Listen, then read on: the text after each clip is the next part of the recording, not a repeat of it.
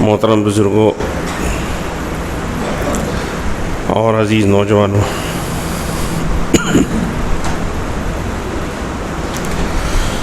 اللہ تعالیٰ کے اوپر ایمان لانا اور اس ایمان پر قائم رہنا، یہ سب سے بڑی صفت ہے، اور اس صفت پر ہی دنیا اور آخرت میں اللہ کی رضامندی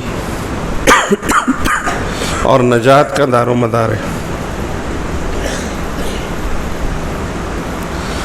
دنیا میں بھی جو نعمتیں مادی معنوی اللہ عطا فرمائیں گے وہ ایمان کی نسبت پر، ایمان کی بنیاد پر، اور قیامت کے دن بھی نجات کا جو فیصلہ ہوگا وہ ایمان کی بنیاد پر، اور جنت میں داخلہ بھی ہوگا ایمان کی بنیاد پر، اور درجات کی جو بلندی ہوگی وہ ایمانی صفات کی بنیاد پر۔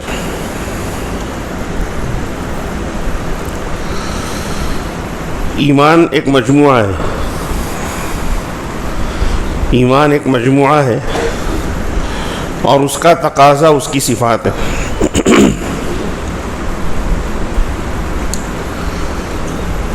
ایک بندہ ایمان لاتا ہے، ایمان لانے کے بعد اس کے ایمان میں ترقی ہوتی ہے، اور ترقی جو ہوتی ہے وہ اعمال صالحہ سے ہوتی ہے۔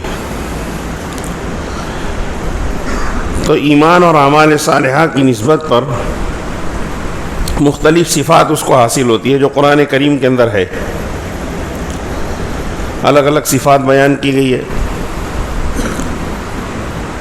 18 پارے میں قد افلح المؤمنون الذین هم فی صلاتهم خاشعون والذین هم عن اللغو معرضون، کہ وہ ایمان والے کامیاب ہو گئے جو اپنی نمازوں میں خشوع کرنے والے ہیں۔ اسی طرح وہ ایمان والے جو لغو باتوں سے پرہیز کرنے والے۔ اسی طرح دوسری جگہ ہے ان المسلمین والمسلمات والمؤمنین والمؤمنات والقانتین والقانتات، کہ ایمان والے مسلمان جو ہے تابعدار ہوتے ہیں، اسی طرح خشوع کرنے والے ہوتے ہیں۔ تو یہ ایمان کی صفات ہیں مختلف جو قرآن کریم میں بیان کی گئی ہے۔ اس میں سے ایمان کے بعد سب سے عظیم الشان صفت اور ایمان کے بعد جس کا درجہ سب سے پہلے ہے وہ صفت ہے الحب فی اللہ یا الحب للہ، والبغض فی اللہ یا والبغض للہ، یعنی اللہ ہی کے لیے کسی سے محبت رکھنا اور اللہ ہی کے لیے کسی سے دشمنی کرنا۔ نبی پاک صلی اللہ علیہ وسلم کا ارشاد ہے کہ من احب للہ ومن ابغض للہ ومن اعطى للہ ومن منع للہ فقد استکمل الایمان، کہ جس نے اللہ ہی کے لیے کسی سے محبت کی، تعلق رکھا، دوستی رکھی، اور اللہ ہی کے لیے کسی سے دشمنی رکھی، بغض عداوت رکھی، دوری رکھی، اور اللہ کے لیے ہی کسی کو دیا اور اللہ ہی کے لیے کسی کو نہیں دیا، تو اس نے اپنے ایمان کو کامل کر لیا۔ قرآن کریم میں اسی کا نقشہ کھینچا گیا ہے۔ آیت لمبی ہے، میں نے چھوٹا سا حصہ پڑھا ہے۔ اللہ تعالیٰ کا ارشاد ہے کہ ان الذین یحادون اللہ ورسولہ، کہ وہ لوگ جو اللہ اور اس کے رسول سے دشمنی رکھتے ہیں، وَلَوْ كَانُوا آبَاءَهُمْ أَوْ أَبْنَاءَهُمْ أَوْ إِخْوَانَهُمْ أَوْ عَشِيرَتَهُمْ، اگرچہ وہ دشمنی رکھنے والے یہ صحابہ کرام رضوان اللہ تعالیٰ علیہم اجمعین اور ایمان والوں کے باپ ہوں، ان کے بیٹے ہوں، ان کے بھائی ہوں، ان کی بیویاں ہوں، یا ان کی قوم اور ان کے قبیلے والے ہوں، تو ان لوگوں کے مقابلے میں جو صحابہ اور ایمان والے ہیں وہ ان رشتہ داریوں کی پرواہ نہیں کرتے، بلکہ وہ ترجیح دیتے ہیں اللہ اور اس کے رسول کی محبت اور اس کے تعلق کو۔ اور یہ اس وقت پیش آیا کہ جب غزوہ بدر کے اندر باپ بیٹے بھی آمنے سامنے ہوئے، بھائی بھائی بھی آمنے سامنے ہوئے، چچا بھتیجے بھی آمنے سامنے ہوئے، ایک موقع کے اوپر حضرت ابوبکر صدیق رضی اللہ تعالیٰ عنہ کے بیٹے ان کو کہنے لگے کہ ابا، یعنی فتح مکہ کے بعد وہ ایمان لائے اور مدینہ منتقل ہوئے، تو وہ کہنے لگے کہ ابا بدر کے دن آپ میرے سامنے آ گئے، میں تلاش کر رہا تھا آپ کو، بدر کے دن نہیں، بیٹے نے کہا کہ بدر کے دن آپ میرے سامنے آ گئے تھے اور میرا دل یہ چاہا کہ میں آپ کو قتل کر دوں، نعوذ باللہ۔ تو حضرت ابوبکر صدیق رضی اللہ تعالیٰ نے جواب دیا کہ میں تو تجھ کو میدان جنگ میں تلاش کر رہا تھا کہ تو مجھے ملے اور میں اللہ کے لیے تجھے ماروں۔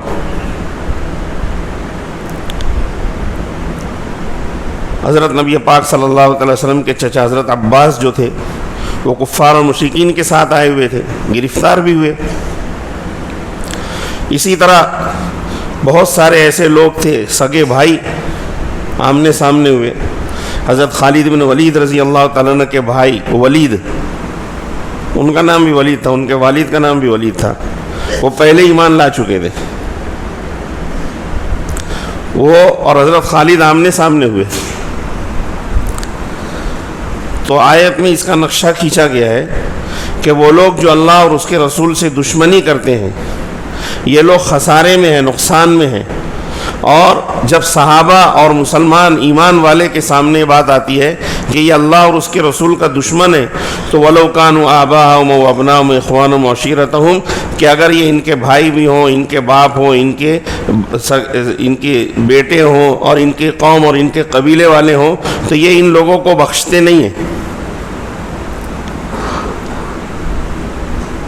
اسی طرح قرآن کریم میں ایثار کا ایک واقعہ ہے، قرآن کریم میں بیان کیا گیا ہے کہ نبی پاک صلی اللہ علیہ وسلم کی عادت شریفہ تھی کہ عشاء کی نماز کے بعد آپ اعلان کرتے تھے کہ فلاں مہمان آئے ہوئے ہیں، کون کس کو لے جائے گا، اس لیے کہ اللہ کے رسول صلی اللہ علیہ وسلم کی تعلیم تھی کہ کسی کے گھر ایک آدمی کا کھانا ہو تو وہ دوسرے ایک آدمی کو اور لے جائے ساتھ میں، اور پھر آپ نے ارشاد بھی فرمایا کہ ایک آدمی کا کھانا 2 آدمی کو کافی ہوتا ہے، 2 آدمی کا کھانا 4 آدمی کو کافی ہوتا ہے۔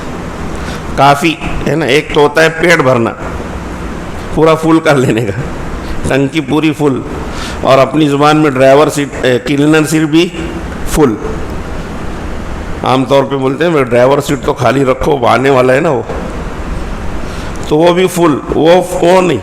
کافی کا مطلب یہ ہے کہ ایک آدمی اتنا کھا لے کہ وہ اپنے کام کاج انجام دے سکے، کفایت بولتے ہیں اس کو۔ اگر پیٹ بھرنے پہ جائے تو بھی تو 2-3 آدمی کا کھانا ایک آدمی کو کافی ہوتا ہے، وہ پیٹ بھرنے کے لیے۔ تو کفایت کا مطلب نبی پاک صلی اللہ علیہ وسلم نے بیان فرمایا۔ تو اس بنیاد پر صحابہ اپنے گھروں پر پہلے سے دیکھ کر آتے تھے، پوچھتے تھے کچھ ہے تو بولتے تھے کہ ہاں 2 آدمیوں کا ہے، تو وہ تیسرے کو لے کے جاتے تھے۔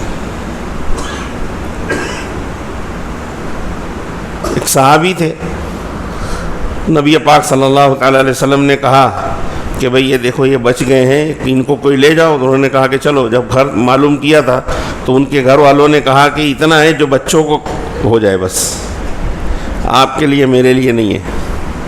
انہوں نے کہا چلو اللہ مالک ہے، ایک کام کرو، پتھر رکھ دو ہانڈی کے اندر اور اس کو پکاؤ، اور جب بچے روئے تو ان کو بولنا کہ بھئی کھانا تیار ہو رہا ہے، اور پھر دھیرے دھیرے دھیرے کر کے تھوڑی دیر ہوگی، رات ہو گئی ہے، بچوں کو سلا دینا، اتنی دیر میں مہمان کو لے کر آؤں گا، اور آپ جو ہے کسی بھی بہانے چراغ کو بجھا دینا، اور چراغ جب بجھ جائے گا تو پھر ہم مہمان کے ساتھ بیٹھیں گے اور ہم منہ چلاتے رہیں گے، مہمان سمجھے گا کہ یہ بھی کھا رہے ہیں۔ تو رات کے اندھیرے میں وہ بچوں کا کھانا انہوں نے مہمان کو کھلا دیا، خود بھی نہیں کھایا اور بچوں کو بھی نہیں کھلایا۔ ابھی صبح ہوئی نہیں تھی کہ نبی پاک صلی اللہ علیہ وسلم پر وحی نازل ہو گئی کہ یہ صحابہ، یہ انصاری صحابہ ایسے ہیں کہ ان کے سامنے تقاضے ہوتے ہیں تو یہ تقاضے پورے کرتے ہیں، اور اگرچہ خود ضرورت مند ہو۔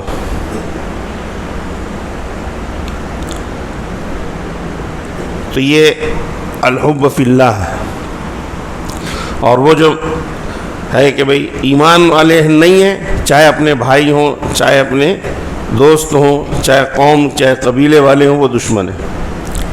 تو ایمان کے بعد سب سے اعلیٰ صفت، سب سے بڑی صفت وہ الحب للہ اور البغض للہ، کہ اللہ کے لیے محبت اور اللہ کے لیے دشمنی۔ یہ دوستی دشمنی کا معیار ہے۔ یہ معاشرت کا ایک بہت بڑا حصہ ہے، اور اسلامی معاشرہ تیار ہونے کا ایک سب سے بڑا ذریعہ اور سبب ہے کہ اسلامی معاشرہ اسی بنیاد پر تیار ہوتا ہے۔ آج ہمارے لیے،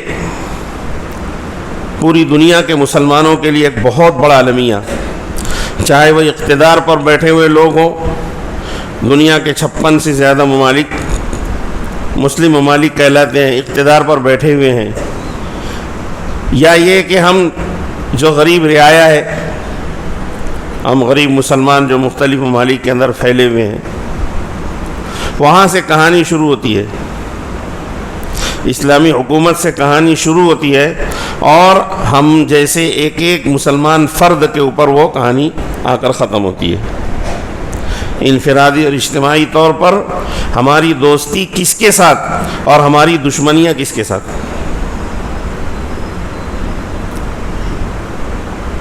ایک آدمی، اس کے بعد اس کا خاندان، اس کے بعد اس کا قوم، اس کا قبیلہ، اس کا محلہ، اس کا شہر، پھر پورا ملک، پھر پوری دنیا۔ مسلمانوں پر جو آفت اور مصیبت آئی ہوئی ہے وہ صرف اس وجہ سے کہ مسلمانوں کے بادشاہوں نے، حاکموں نے، ان لوگوں نے خطا کی، غلطی کی اپنا دوست اور اپنا دشمن پہچاننے میں، اور ہم جیسے لوگ اپنی نفسانی خواہشات کو سامنے رکھ کر، اپنی ضروریات کو سامنے رکھ کر، ہم نے انفرادی طور پر یا اجتماعی طور پر اپنا دوست اور اپنا دشمن پہچاننے میں غلطی کی۔ اور اسلامی سیاست کی بنیاد بھی یہی ہے۔ حدود اختلاف اسلامی سیاست کا ایک بہت بڑا نقطہ ہے کہ اختلاف کی حد کہاں تک ہونا چاہیے، کہاں تک آدمی اختلاف کر سکتا ہے، اور کس جگہ اختلاف کرے گا تو وہ دشمنی کہلائے گی۔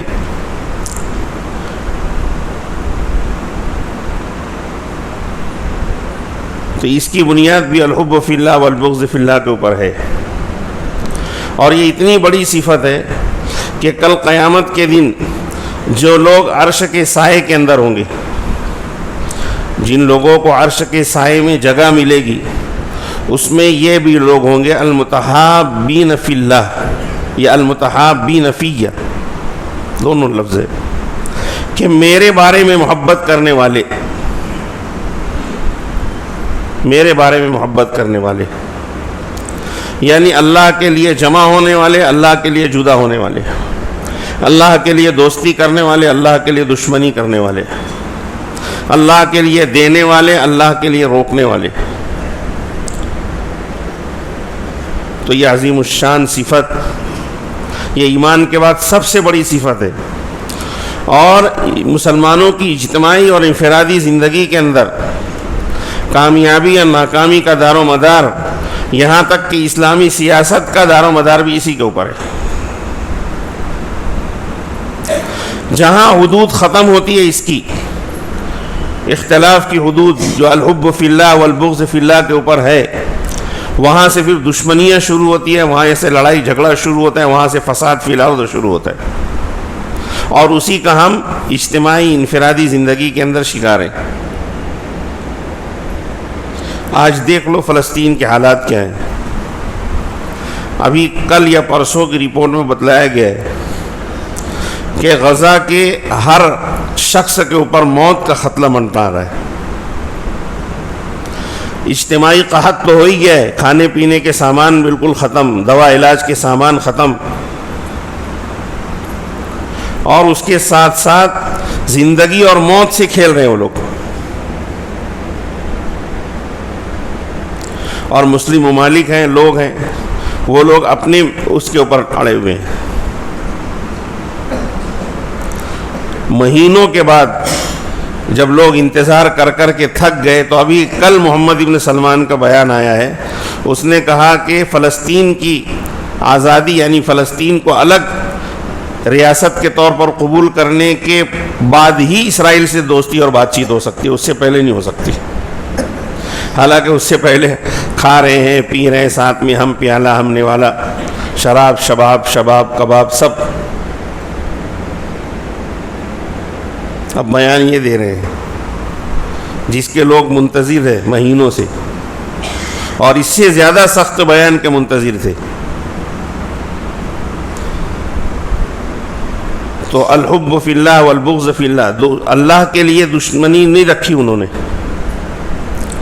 مسلم قوم کے ساتھ اجتماعی تعلقات اور انفرادی تعلقات کسی بھی مسلمان کے ساتھ اس بنیاد پر ہونا چاہیے۔ اب اگر ہم اپنے ملک میں دیکھ لیں تو ہمارے ملک کے اندر بھی یہی معاملہ ہے۔ حالانکہ ہمیں ہماری دشمنیوں کا اور دوستیوں کا، تعلقات رکھنے کا اور تعلقات بگاڑنے کا جو معیار بنانا چاہیے وہ یہی بنانا چاہیے، اسلام اور مسلمان۔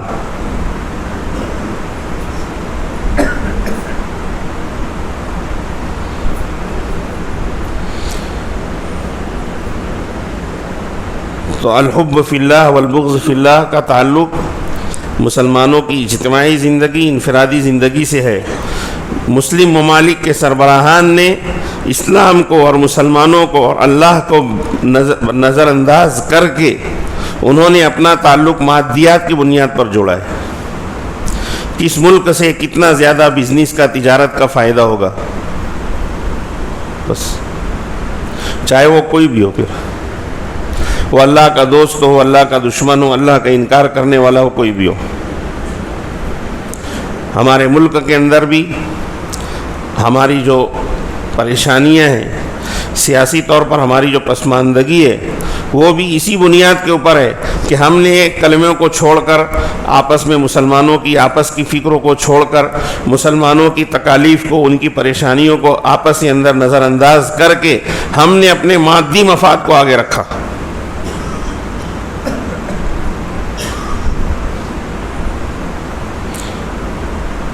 خاندانی عصبیت کی بنیاد پر، مادیت، تجارت کی بنیاد پر، یا روپیے پیسے کے حصول کی بنیاد کے اوپر ہم نے لوگوں سے دوستیاں کی اور لوگوں سے دشمنیاں کی۔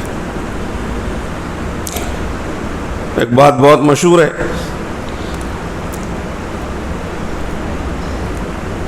کہ ایک آدمی ہے، اس نے اگر 100 لوگوں کو فائدہ پہنچایا ہے اور صرف وہ ایک آدمی یعنی مجھ کو نقصان پہنچایا۔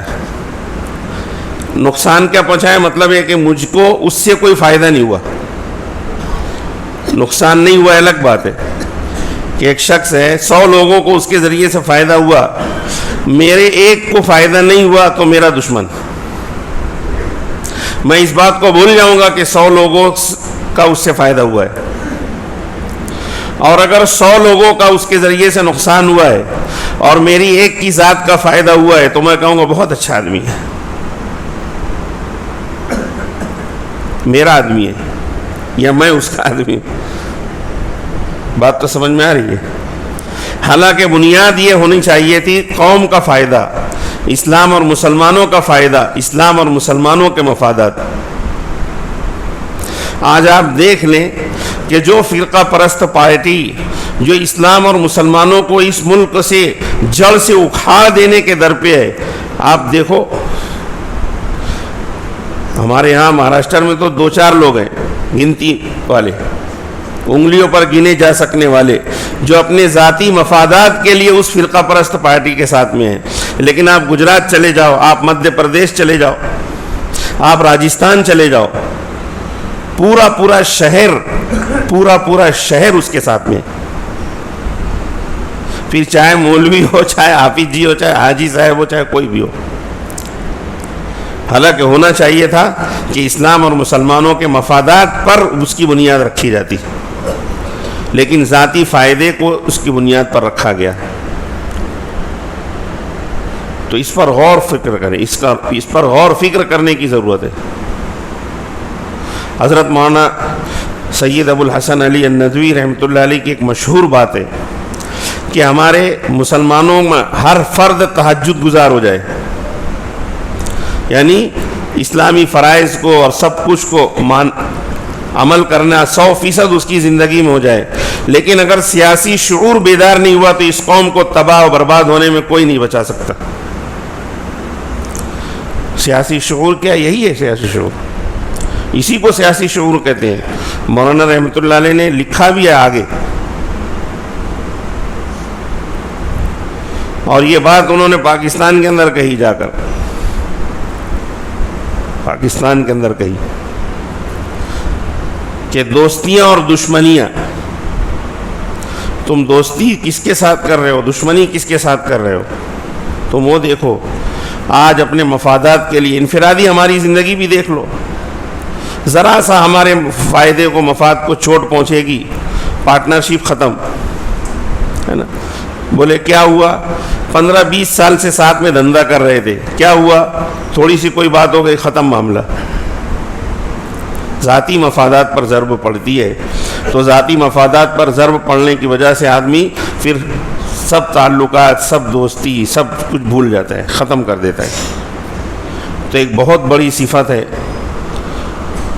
الحب فی اللہ والبغض فی اللہ، اللہ کے لیے دوستی اور اللہ کے لیے دشمنی۔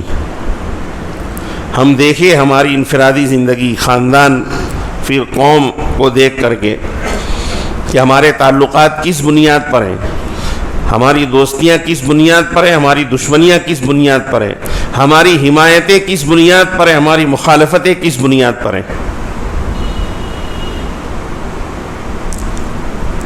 مسلمانوں کے مفادات کے اوپر ہماری اجتماعی قربانیاں ہونی چاہیے، مسلمانوں کے مفادات کے لیے ہماری اجتماعی قربانیاں ہونی چاہیے، جب تک کہ پوری کی پوری قوم کے اندر یہ کیفیت پیدا نہیں ہوگی، مسلمان کبھی بھی اپنی عظمت رفتہ کو واپس نہیں لا سکتے۔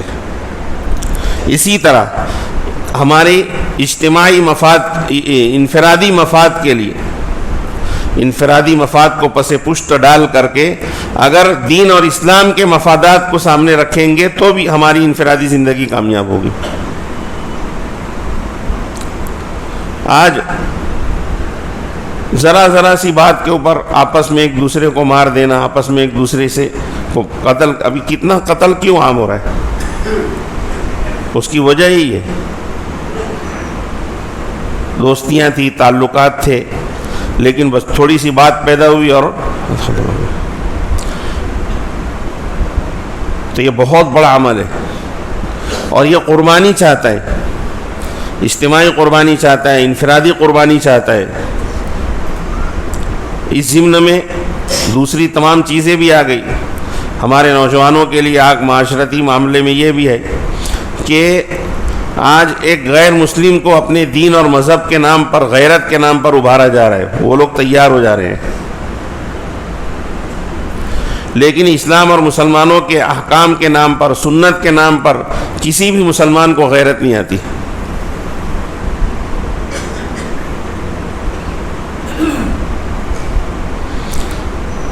ایک شخص تھے، عالمی لیڈر تھے، اور انگلش بہترین بولتے تھے، اچھے اردو داں تھے۔ دوسرے ملک کے چائنا والے اور انگلینڈ والے اور کئی لوگوں کے سفراء کے ساتھ ان کی میٹنگ تھی، تو وہ لوگ انگلش میں اور اپنے ملک کی زبان کے اندر گفتگو کر رہے تھے، اور جب ایسا موقع آتا ہے تو جو نمائندگان ہوتے ہیں ان کے ترجمہ بھی ساتھ، مترجم بھی ساتھ میں ہوتے ہیں۔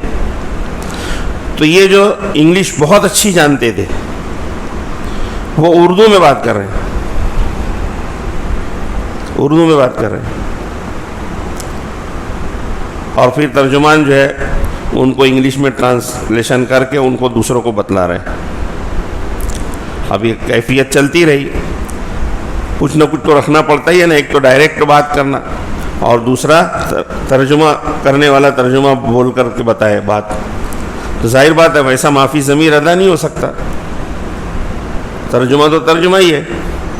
میٹنگ جب ختم ہو گئی تو یہ ان کے ساتھ میں جو لوگ تھے انہوں نے کہا آپ انگلش تو بہت اچھی کہتے ہیں، آپ دو ٹوک سامنے سامنے بات کر سکتے ہیں.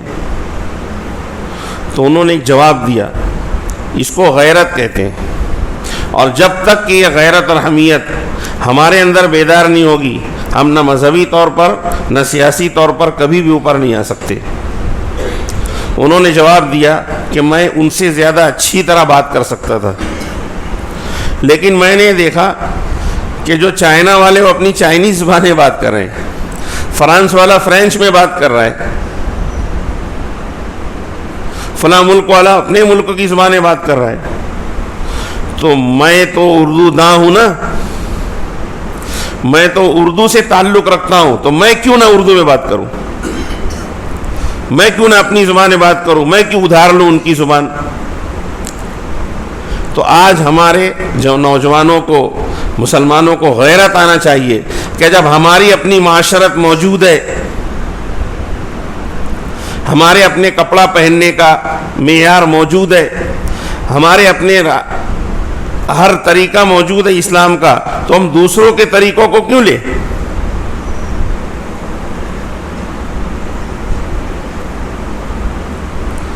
تو غیرت آنی چاہیے، اور ہماری دوستیوں کا اور دشمنیوں کا، حمایتوں اور مخالفتوں کا جو معیار ہے وہ اللہ کی ذات ہونا چاہیے. اللہ کی ذات کے لیے محبت، اللہ کی ذات کے لیے دشمنی. دو عمل اور بتائے حدیث شریف میں، من اعطى للہ ومنع للہ، جو اللہ ہی کے لیے دے اور اللہ ہی کے لیے روکے. آج ہمیں ہمارے دینے کا معیار بھی بدل گیا اور ہمارے روکنے کا معیار بھی بدل گیا. ارے دینا سمجھتا ہے نا، تعاون کرنا، کسی کو کچھ دینا. آج تو حالت یہ ہو گئی ہے کہ اگر کسی سے کچھ انبن ہو جائے، فلاں تنظیم کے کسی آدمی سے انبن ہو جائے، کوئی بات پیدا ہو جائے، اب وہاں نہیں دینے کا، فلاں مدرسے میں نہیں دینے کا، فلاں مکتب میں نہیں دینے کا، فلاں آدمی کو چندہ نہیں دینے کا، اور فلاں کو دینے کا. ہمارے حضرت اقدس مفتی احمد صاحب دامت برکاتہم فرماتے ہیں کہ ہم لوگ یہ جو شادی بیاہ کے اندر اسی طرح اور بھی مواقع کے اوپر معاش میں دیتے ہیں نا، تو اس میں بھی ہم لوگ اس کا خیال نہیں رکھتے، حالانکہ اس کا خیال رکھنا چاہیے. ایک نکتہ ہے یہ، ویسے تو عام بات ہے. جیسے اگر کسی جگہ شادی ہو، وہاں کوئی تحفہ دینا ہو، ہے نا، کسی جگہ بچے کی ولادت ہوئی ہے، وہاں کوئی تحفہ دینا ہو، کوئی نیا گھر ور بن رہا ہے یا کوئی اور تقریب پیش آئی تو وہاں اگر دینا ہو، تو پہلے دیکھتے ہیں ارے ہمارے یہاں ہوا تھا تو کیا دیا تھا وہ. اور دعوت میں بھی یہی دیکھتے ہیں، رشتہ داری، تعلقات، یہ بنیاد نہیں ہوتی. ارے اس کے یہاں پڑا تھا تو کتنے کو بلایا تھا، ہمارے یہاں پڑا تو ہم، تو یہ عام ہے. اور اس کے علاوہ دین کو بنیاد بنا کر، اللہ کی ذات کو بنیاد بنا کر دینا اور روکنا چاہیے. آج جو ہم کہیں بھی خرچ کر رہے ہیں، وہاں نہیں دیکھتے، یہاں نہیں کرنا ہے، یہاں نہیں دینا ہے، اس کو نہیں دینا ہے، اس کو نہیں دینا ہے. اپنا مفاد جہاں ہو وہاں ہم ہزاروں لاکھوں پھونکنے کے لیے تیار ہے، اور جہاں اپنا مفاد نہ ہو وہاں ایک پیسہ بھی ضرورت کے باوجود دینے کے لیے تیار نہیں ہے. اور اداروں کے ساتھ تعصب، تنظیموں اور جماعتوں کے ساتھ تعصب تو ہمارا بڑھتا ہی جا رہا ہے. شخصیات کے ساتھ بھی تعصب بڑھتا جا رہا ہے، فلاں کو دینا ہے، فلاں کو نہیں دینا ہے. رشتہ داروں تک کے سے معاملہ یہی ہے. تو یہ ایمان کی صفت ہے کہ اللہ کے لیے دینا ہے، یہ نہیں دیکھنا ہے کہ یہ کس نے کتنا دیا، اس نے نہیں دیا. تو تیسری اور چوتھی صفت جو بیان کی گئی، من اعطى للہ ومن منع للہ، جو اللہ کے لیے دے، اللہ کے لیے دے. فلاں جگہ ارے یہاں کیوں دے رہے ہیں سیٹ، نہیں بس مجھے اللہ کے لیے دینا ہے. فلاں بولے ارے یہاں دے دو، نہیں مجھے یہاں نہیں دینا ہے، اس لیے کہ اللہ تعالیٰ منع کر رہے ہیں، یہاں نہیں دینا ہے. مشاعرہ ہو جائے تو سیٹ صاحب تجوری کھول دیتے، اس لیے کہ وہاں بائنر پہ نام آئے گا نا خوب بڑا. پہلے بہت چلتا تھا، اب تو بہت کم ہو گیا مشاعرہ. شمع فروزی فلاں کے ہاتھ سے، تو کتنا دیں گے؟ صدارت مشاعرے کی اس کے اکھاڑا بھی ہوتا، کشتی بھی ہوتی تھی نا، دنگل، وہاں بھی ایسے ہی رہتا تھا. یعنی ہر دنیاوی تقریب کے اندر کون؟ حاجی صاحب، سیٹھ صاحب آگے، اس لیے کہ وہاں بڑا نام آنے والا ہے. اور اگر کہیں ضرورت ہو تو وہاں دینے کے لیے پیچھے، اس لیے کہ وہاں تو صرف پوتی پہ نام آئے گا. تو یہ صفت بھی ایمان کی کامل کرنے والی صفت ہے. بہرحال یہ ایک غور و فکر کرنے کی بات ہے کہ ہماری دوستیوں کا، ہماری دشمنیوں کا، ہماری حمایتوں کا اور ہماری مخالفتوں کا معیار اللہ کے لیے محبت، اللہ کے لیے دشمنی. آج ذاتی دشمنیاں اور ذاتی محبت کی وجہ سے آدمی جو ہے اسلام اور مسلمانوں کو پیچھے کر دے رہا ہے. کسی کے ساتھ محبت ہے تو اس کے 100 عیب، 100 گناہ معاف. کسی کے ساتھ دشمنی ہو گئی تو اس کی 100 خوبیاں اور 100 اچھائیاں وہ درکنار. معیار اسلام اور مسلمان ہونا چاہیے، اللہ کا دین، اللہ کی ذات ہونا چاہیے. دینے میں بھی یہی ہونا چاہیے اور نہ دینے کے اندر بھی یہی ہونا چاہیے. دوستی اور دشمنی کے اندر بھی یہی ہونا چاہیے. اللہ تعالیٰ مجھے آپ کو سب کو اس پر عمل کرنے کی توفیق عطا فرمائے. وآخر دعوانا الحمدللہ رب العالمین.